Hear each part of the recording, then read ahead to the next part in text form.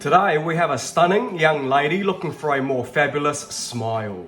She has existing composite filling material throughout her upper front teeth.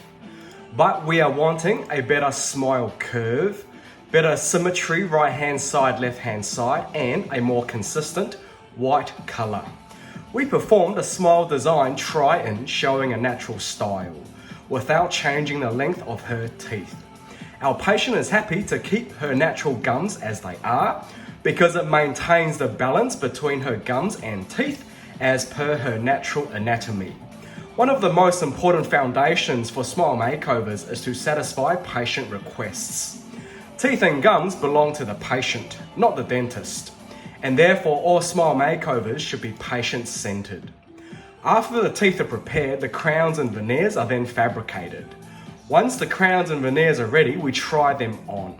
And if the patient is happy, I cement the crowns and veneers on. So, here is the process. We have the existing situation. The teeth are prepared as gently as possible. Then the crowns and veneers are cemented on.